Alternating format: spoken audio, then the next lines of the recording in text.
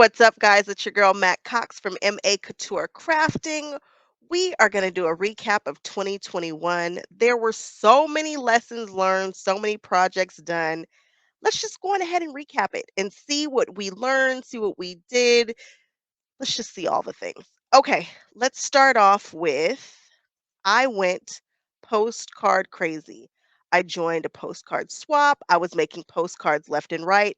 And this is definitely one of my favorite ones because this is where I learned to use that hot fix crystal tool. And so I have crystals that are on this here, and it's nice and it's puffy. This is a good one. I believe there is a video for that. Now let's look at the next picture. Ooh, this is a fun one. You guys know that I do not like to do curves. However, this one was special. There was something about it that I was immediately drawn to. I knew who was getting this. I knew that I wanted it done before St. Patrick's Day because I have a friend whose birthday lands right on St. Patrick's Day and her favorite color just happens to be green. How perfect is that? So when I saw this, I was like, hey, let's just do some ombre greens. And of course, the back, what is a rainbow? I think this is probably one of the coolest quilts. You can't see it, but there is Lucky Clover quilting on this. Of course, I had it done edge to edge with the really pretty ombre green binding. This was definitely one of my favorites. I really, really enjoyed this. You can't see it here really well, but in this corner is a four-leaf clover that has been cut out. This is a cool quilt. I think it's called Evolve. And then, of course, I do my specialty um, labels. So I print all my labels on the computer, and they are pretty cool because you just sew them to some interfacing, flip them out, sew them down, and they look nice. They'll last. People can know who this was for, where it was going. I like my labels like that. This quilt here is so special to me. It's one that I get offers on. If anybody's going to ever offer to have a quilt made or want to purchase a quilt, this is the quilt that they do. It might look like a hot mess to some of you, but some of you guys know that this is a Disney inspired quilt. I call it the Disney bound quilt, and it gives me all the feels. Each one of these blocks is modeled after a specific Disney character. If you look up to the left here, you'll probably notice in here, these are kind of very, very popular. That would be Mickey and Minnie right there. And then next would be Daisy and Donald. Then we've got Ariel, Flounder, the raccoon from Pocahontas, then Pocahontas. If you know, then you know. You know, and I'm pretty sure even the people who are not Disney fans can recognize like Jack and Sally right here. Once you start getting it, you totally get it. This is Cars, this is Sally from Cars, then below we have Alice, and then once you know that's Alice, you kinda know that's the Cheshire, then, of course, the Queen of Hearts. This quilt's oh, it's so much fun. I'm tempted to do it again with a slightly different background and the back. Like, I'm really not a huge fan. Let's see if I can show you guys the back of this. Not a huge fan of the back of this quilt. What have I done? I have done something that has upset. There we go. When you get up on it, it's got Mickey and Minnie quilting on it, which is pretty cool. Here is the back of the quilt.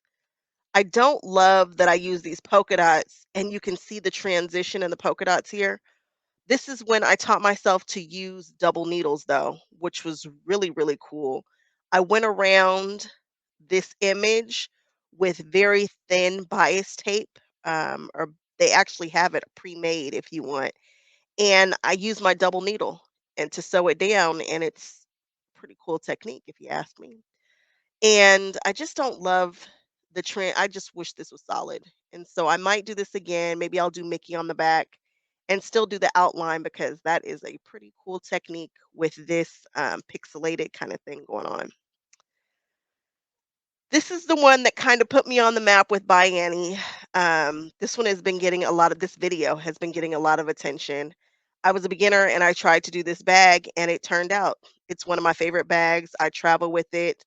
Um, It's probably one of my greatest sewing accomplishments. I would never think that I could make a piece of luggage, but if I can do it, you can do it.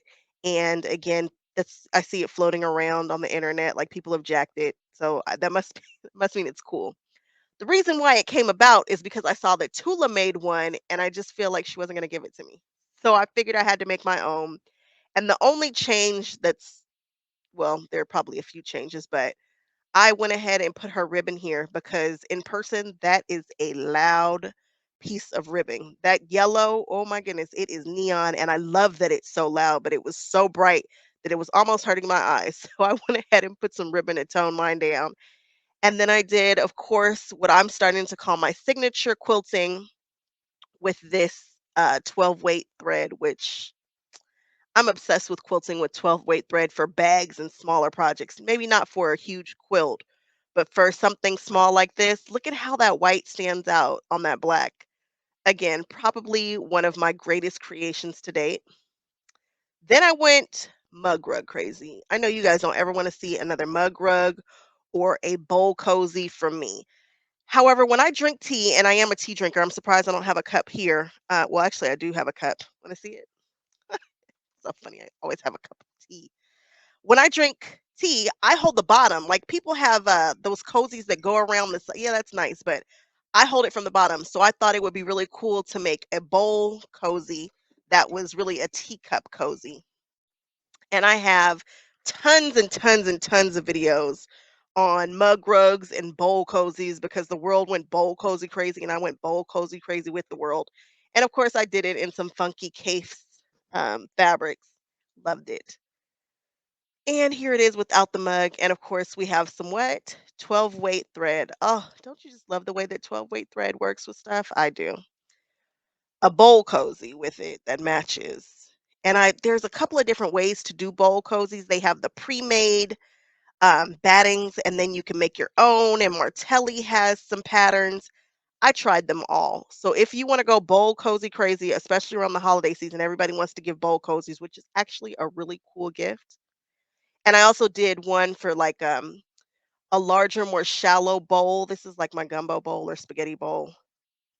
And just more bowl pictures. Again, I told you I went crazy. This one I think I used foam in it, and this is made out of Tim Holtz fabrics. I swear, guys, I like more fabric than just free spirit, but they really do tickle my fancy. Oh, this isn't free spirit. Isn't this one pretty? Oh, I love this one. Look, it's another one of my mugs. So cute. And yes, again, bowl cozy crazy. I think this one went to my girlfriend. I did a matching box that went with it. This is the back of the puff quilt. This is another video that gets a lot of love. Puff quilts are difficult to do. If you've ever made one, you might be one of those people who's like, I will never do another. When you're doing a puff quilt on your machine, the issue is that you're stuffing it and you want to get well, I wanted to get like a nice full looking puff, but it's hard to manage. They get heavy, they're hard to stuff and then sew. You have to fight this quilt. The next day, my shoulders and everything were hurting, and I was thinking there's got to be a better, easier way to do this puff quilt. I hear people just complaining about it all the time, and you see tutorials where people are just sewing it and they're making it look easy. No, it's not. It's not easy. It's actually a labor of love. But I found that the best way to make a puff quilt is to just sew the squares the way that you do them with the technique. You make one a little larger and then you go on ahead and pinch it all around. But just make all the squares, make all the rows the way that you would do a regular, like charm square kind of pieced quilt. Then open up the back of that sucker and stuff it. And then just any kind of stitch because you're going to cover it up through the back. I think if you have problems with your shoulders and you really want to make a puff quilt, if you don't want to fight your machine, I think that's the best way to do it because otherwise it's a hassle. Um, but then, if you don't want to stuff it to oblivion like I do, because I just want stuff to be so voluminous and you guys know me. But I think the best way to do it is just make the quilt the way that you want to, open up the back, put the stuffing in there, and then just whip stitch it closed. Nobody will ever see the stitches, so it really doesn't matter because my handwork is not cute. So yeah, I actually tested a pattern for somebody, and this is what I came up with. This was kind of fun. A lot of pressure, though. I don't know that I really want to be testing patterns in the future, but I really do like this particular pattern. You have to stick to a schedule, and not that it's a strenuous schedule. She gave us plenty of time, but that kind of interferes with the things that I want to do when I want to do them, and yada yada yada. But this is a really cool take on a modern log cabin, and I'm glad that I tried it. Glad that she picked me. And this is the back because you guys have met me, and you know that I like to piece my backs. And it just so happened that one of the sizes was just enough larger to do it and get it in long arms. So that's pretty cool. Oh boy, I love me a round quilt. And there are so many different designs that you can do. And Cheryl Phillips is one of my muses, and she has tons of different patterns and things for round quilts. This is one of her patterns. I forget. I think it's something butterfly. Obviously, I think it's the reflection butterfly or Renaissance butterfly. I forget. But if you look up Cheryl Phillips and butterfly, this will pop up. I did it in case because I wanted it bright. I think that background is a grunge, and this is another one of my favorite makes. And I love that this one got given to a cousin that I really, really like. I like everything about this, guys. Even the bag. I decided that all my quilts were going to go with the bag around this time, and I started using up my scraps to make bags. And of course, I have videos on how I do them now. So if you ever get a quilt from me, it will probably come with a matching bag. And there's another picture of it. And I people don't understand how large these quilts are. That quilt there is probably about 70-inch round. It's a good size throw, a good size cuddle quilt.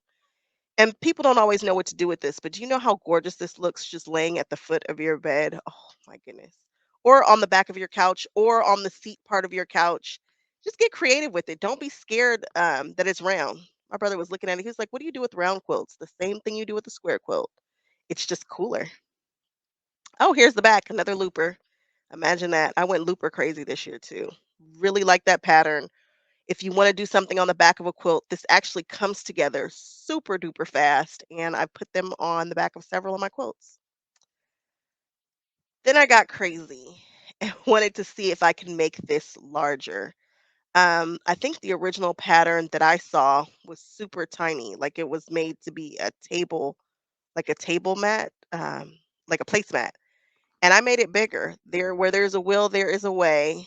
I learned a lot about Bargello's here and how to get the colors to continue and how many colors you need versus the length of it. This was totally another labor of love.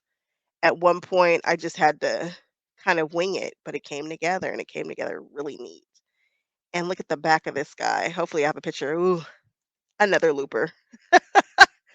I just hacked the looper and did a couple of the strips in a couple of different ways. Like, you make them a little thicker, that kind of thing. Good times. Oh, this is so much fun reminiscing what I learned, what I did. And of course, look at that bag that matches it. Yes. Such a cool quilt. And the same thing that you would do with the round quilt is this. This is big. I want to say this one is 70 by like 60. Something like that. Obviously it's longer, but it's still a throw. And this looks really cool over a chair, an armchair, just a regular, the lazy boy. Good times. Oh, even better times, guys. This was the monster quilt. Now, every year since I've been quilting, which is like what, 2 years, I got a chance to participate in Miriam's house. And my quilt guild has a charity where they give quilts to people at the end of the year for the holiday season.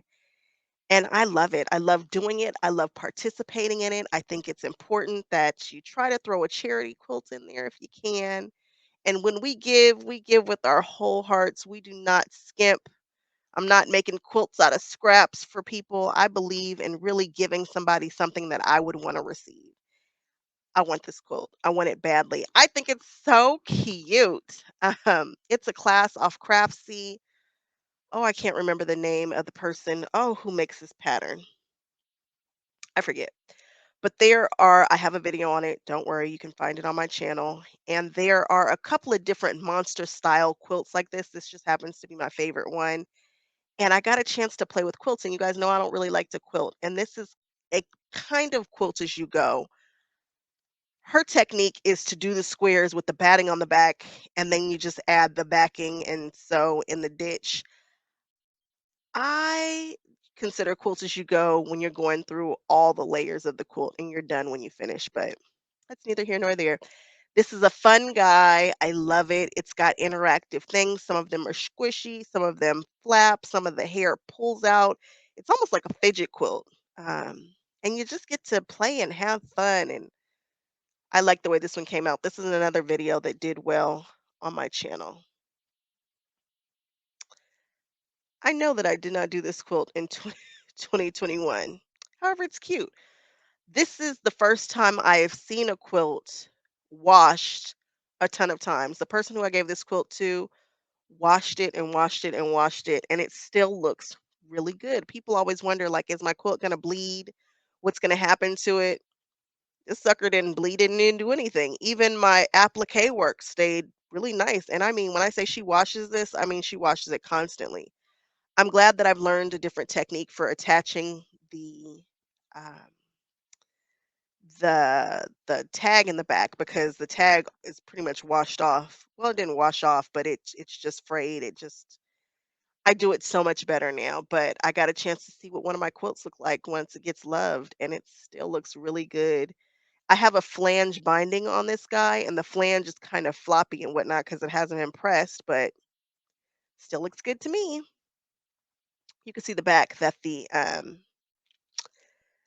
that tag is just looks worn and whatnot. But now I sew it to interfacing, right sides together, flip it, press it. I have fusible interfacing and then stitch around the outside, hand stitch it, and it looks good.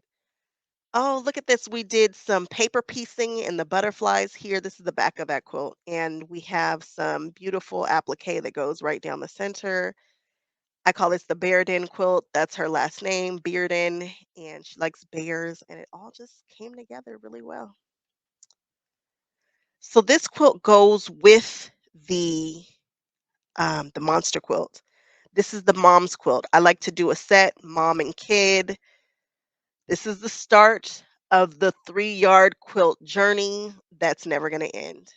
It's never going to end because one, Donna keeps making new, she keeps making new patterns, and I am just in love with 3-yard quilts, guys. I can't explain it. If you are a new quilter and you really don't know what you're doing, where to start, go there. They can be fun, they're fast, they they're just they give me all the feels. I have a video on why I love 3-yard quilts and you should too, and why you should try them. One of the reasons though is because a lot of them have these big empty blocks, and I feel like they just sing for something to go in them. Whether it's quilting, whether it's applique, whether it's hand applique, whether it's pictures, these quilts are made to really make big, huge fabric prints sing. I have so much more coming with 3-yard quilts. You guys are gonna be sick of me and 3-yard quilts. You're not gonna be sick of 3-yard quilts, but you're gonna be sick of me and 3-yard quilts. This one here, again, it matches. This is the M&M quilt, one of my favorites. This is my brother's foot, and I can't believe that I kept that in the picture, but whatever. Applique work done with AccuQuilt. This is me introducing AccuQuilt to my channel. There's going to be a lot more of that coming forward because they're expensive and I bought them and I need to use them. And they really do reduce the amount of cutting that you'll do. You can do some stuff very, very quickly with an AccuQuilt system. And I use that to cut these flowers and I love the placement of them. Kind of wish I still had this quilt, guys, if I'm being honest. If anybody ever asked me to show my 3-yard quilts, I don't have very many of them because they're the perfect quilts to give away, to make quickly and gift. And we'll get into some more of that. This is the back. I used an M&M panel because it matched. Okay, I started making all these quilts and I'm giving quilts away to everybody except for my husband's family. And I was like, wait, that's not right. Let me get them in the mix too. So I needed to bust out. I think I determined 3 people needed quilts in his family, so that I could kinda even stuff up so I didn't look so bad. So, I went ahead and busted out some more 3-yard quilts. Remember, if you buy one 3-yard quilt kit, you're going to get a throw. If you buy two, you're going to get the size of a twin. If you buy four, you're going to get a king. Simple. This one went to his mother, so this went to my mother-in-law, and I like it. And what's funky about this is that there's a even though it's edge to edge quilting, she jumped in that border with something different, and I love black on black quilting. This quilt looks so luxurious in person. Again, 3-yard quilts and big, huge flowers and prints. They sing here. This is what you want to use them for. And this one came out really, really nicely. I'm very, very pleased with this. And again, this is a twin size here. My husband's aunt, she is my favorite. She is all the wonderful things in the world. And I wanted her to get something special. I want to repo this quilt bad. This quilt also gets a lot of love on my channel, and I'm assuming it's because the colors are so striking. This picture does not do this quilt justice. This quilt is gorgeous. I mean, she was telling me the other day, she's like, I love that quilt. And I'm so glad it went to the right person. I am not a brown girl, but I use brown fabrics here and I used a lot of brown fabrics. And I popped them in with that orange and that purple and that orange and that brown, and it's amazing. Now, this is what I say when we zhuzh up a 3-yard quilt. 3-yard quilts use three fabrics. Here I used four. And the way to do that is to do some simple division. You take one of the yards, and instead of doing, because this is a 3-yard quilt, but we're doubling it, so that would mean you would need 6 yards. I did 1 yard of one of the fabrics, and then I just split that into two different fabrics. I have several videos about how to zhuzh up a 3-yard quilt because sometimes you want to do a little bit more than three fabrics. Sometimes you don't. This was one of the times when I thought, yep, we're going to do it. And so for the fabric number one or two, whichever one the O is, I split that one in two. And this is what happens. Good stuff. Oh, I love that quilt. Look at it, guys. I know. This picture just doesn't do it justice. There's so much more purple and less blue. It's still a blue purple, but just trust me, this quilt is gorgeous. I zhuzhed up another 3-yard quilt. This is the dash pattern. I just dropped a panel in.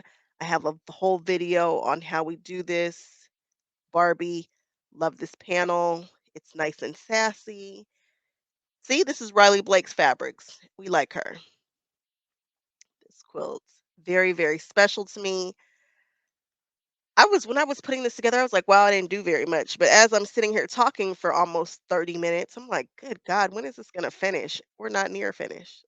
So going ahead and maybe pause, grab some popcorn, maybe grab a beverage because we've got so much more to go. Oh, this is not the beginning of my Disney series, but this hopped in there at some point. This one is a special one, and you can't even see one of the reasons why it's so special. This is a Beauty and the Beast quilt. This is a Bargello style quilt in the round. This is a big quilt. This is about 70, maybe 75 by 75. I literally made a quilt, finished it, and cut a hole in the center and sewed that panel inside. That panel is not applique on, it's actually pieced in there. I don't know why I had to do it that way, but I was obsessed with trying to figure it out, and I did figure out how to do it, and I know that I'm a better quilter for it. And then I thought I was going to be really cool and have it basted. So my long armor quilted around everything except for that panel. Is that panel hand tied? No. I went ahead and did stay stitches like all over that. So you can't see any of the actual quilting in the panel. Then it's covered with probably about 500 or more Swarovski crystals. The crystals you can't see, unfortunately, and I didn't think to take this one in the park and do the pictures.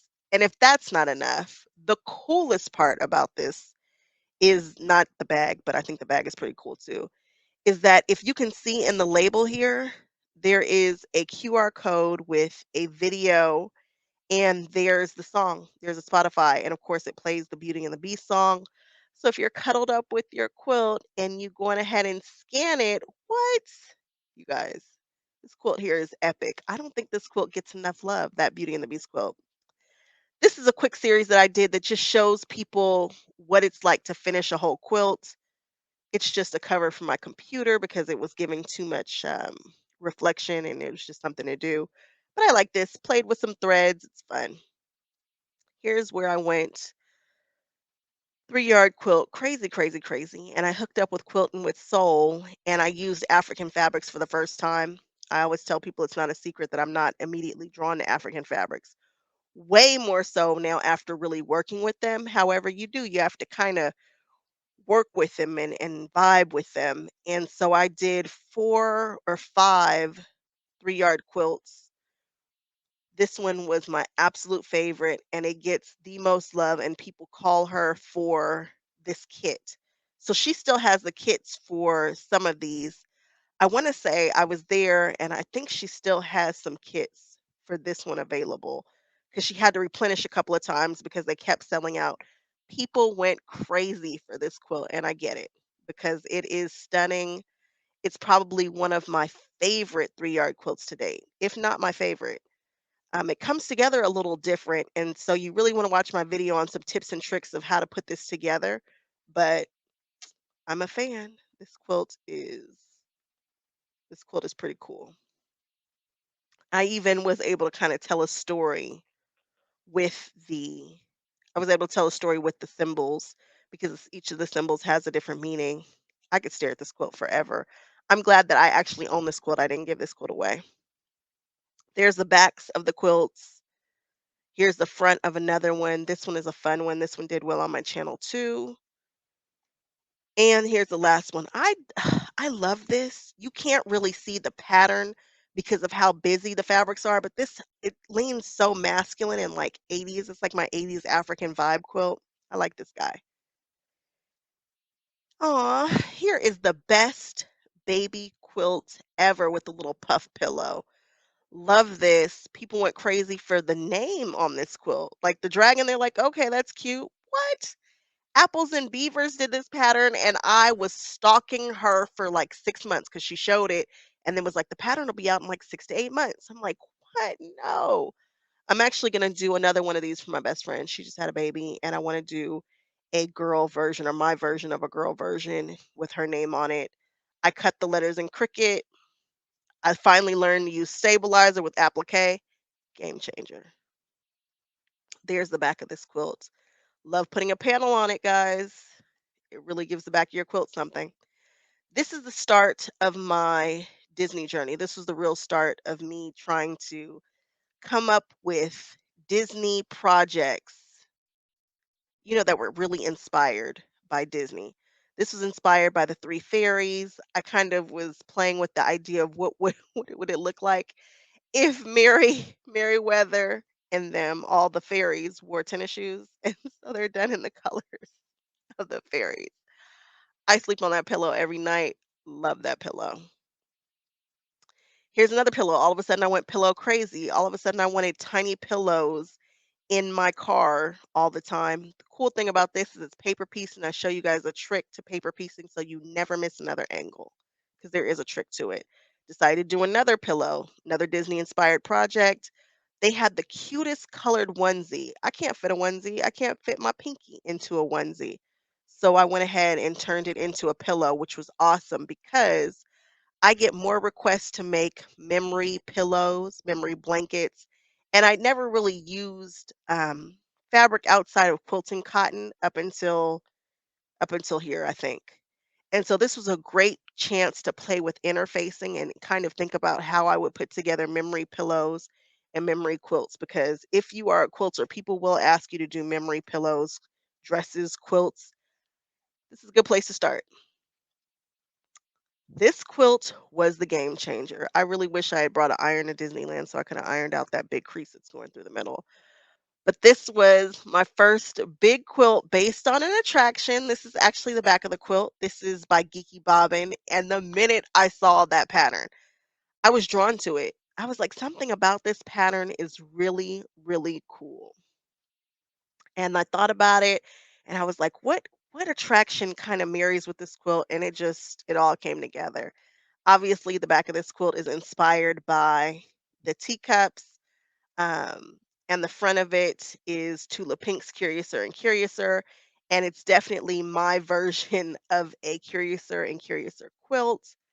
Love everything about this, you guys. I could stare at this forever. I get offers for this quilt too. No, nobody can have this quilt. This one stays with your girl. I would never make another one. If I did, it would be different. There's some techniques that I've learned recently that would make the front of this quilt really outstanding. And I posted it like what happens when you take Tula Pink to Disneyland or something like that. And she actually reposted this one. So I was very happy. My next Disney inspired quilt. This is the Oogie Boogie. If you guys are familiar with the Oogie Boogie Wheel, the movie, this one is pretty much spot on. It's modeled after a Loungefly backpack and that wheel. And I had a lot of fun putting this together. This was not one of the easier quilts that I've done. This quilt actually put me through a lot, but I learned a lot, especially about these triangles in here. We are really going to talk about half rectangle triangles this year because I think they're going to be a trend. Mark my words, guys. Then at some point, I went snowflake crazy. I went ornament crazy. We invaded a Michael's Arts and Crafts and decorated their tree and took lots and lots of pictures of our ornaments. So much fun. Hopefully, in the years to come, people will start watching these videos. If you need a really quick ornament and you need something that can fill in a space and you have some leftover fabrics, this is the way to go. All you do is cut a square and poke it into a foam ball. And the bigger the ball, obviously, the bigger the puff. The larger the square, the bigger the puff. This is a gorgeous ornament if done right, guys. I mean, it's really a gorgeous, gorgeous ornament. I think you'll love it. It was probably my favorite that I did. Oh, okay. Finally, we're kind of at the end of the year. This, when I saw this fabric, I saw it from Quilt In With Soul, and I was just taken by it. I was like, I have to have it. This is a 3-yard quilt. And like I tell you guys, her quilts are made to have like applique or something in those blocks.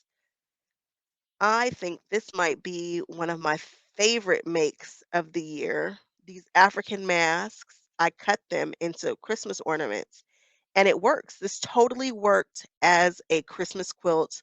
All of my ornaments were made with that same fabric in the same color scheme, and it honestly looks great. I'm really pleased with it. I get offers for this quilt. Random, right? Like I never would have thought that people would have loved this quilt as much as they did. But it really lets you know that you can take just about anything and kind of push it into the holiday quilt if you want to. I think the ladies look great. This quilt is just stunning in person. You really can't get the true colors with the pictures that I've taken, but it's a good one. This is one that I haven't shown anybody. This is another Disney quilt. Can you guess what movie this is inspired by? I'm not even going to tell you guys about it because this quilt is stunning in person, but we'll talk about that more later.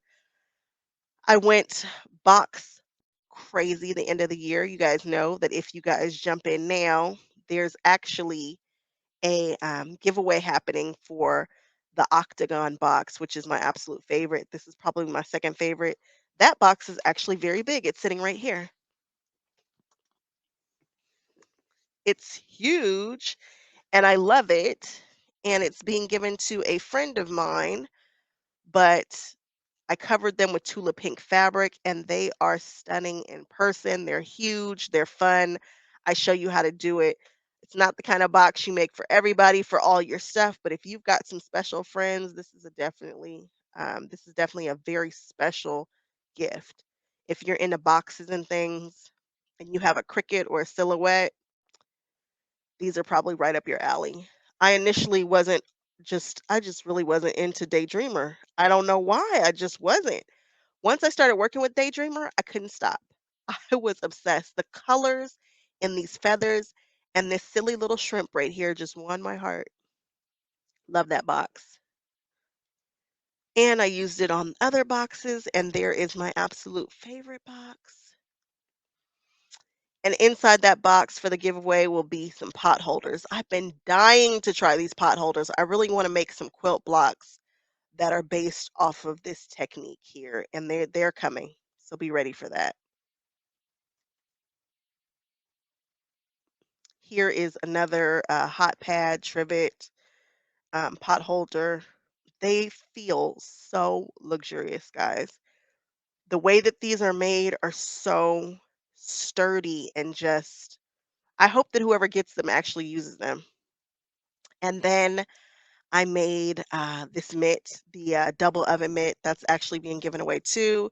It's got my signature quilting on there, that 12 weight. This is also something that feels very luxurious to the touch. And I double lined the mitt part because I've made them before and I just don't think one layer of batting, one layer of batting and one layer of fleece is sufficient. I just don't think it is. And Insel Bright gives you that crinkly foil sound, and I don't love it. So I suggest using Insel Fleece on the insides of these guys. But either way it goes, these are gorgeous, and I'm excited to find out who's going to win these. And the giveaway will be on my birthday, which is in like 2 days. Yay! Yay! And that's it. I feel like I've done more. Oh, I have. I'm getting ready to show this right now. I've done more, but this is enough. This is sufficient. We've learned our things. We are moving on. I'm gonna do a whole video on what to expect in 2022 from me. And if you guys have made it through this video, you guys are really ride or die Mac fans because this was a lot. But I look forward to just showing you guys what I do next year. So exciting. All right, guys, if you haven't done so already, please like, comment, subscribe. I'm chatty. I will talk to you all day long on YouTube. All right, guys, I'll catch you on the next one. Bye bye.